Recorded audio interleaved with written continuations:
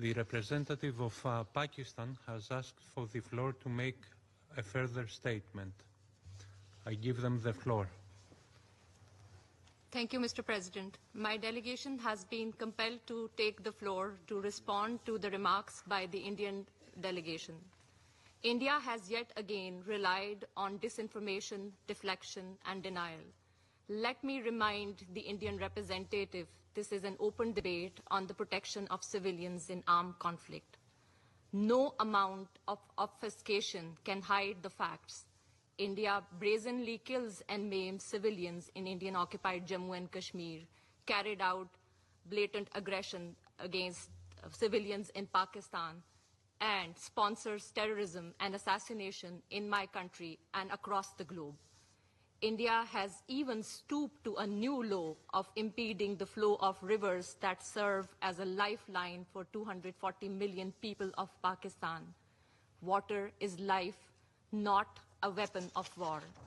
Mr. President, Pakistan, together with the international community, condemned the Pahalgam incident.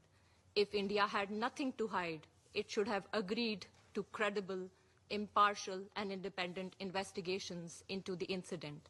On the contrary, India continues to subject people of Indian-occupied Jammu and Kashmir to state-sponsored terrorism to suppress their legitimate freedom struggle.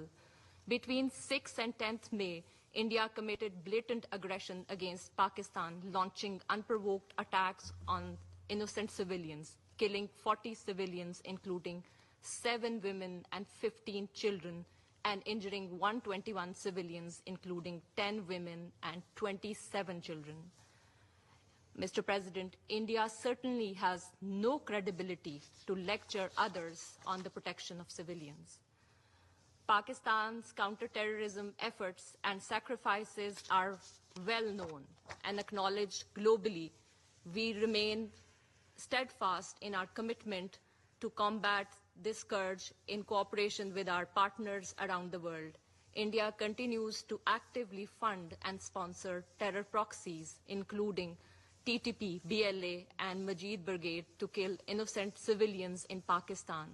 Just a couple of days ago, a savage attack on a school bus in Khuzdar, Balochistan, took the lives of innocent school-going children and left dozens injured.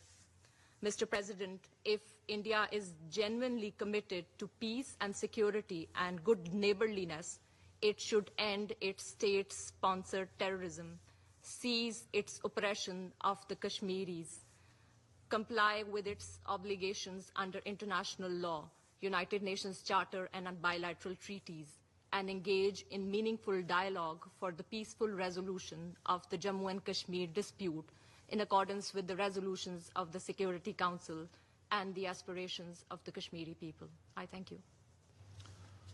I thank the representative of Pakistan for the statement.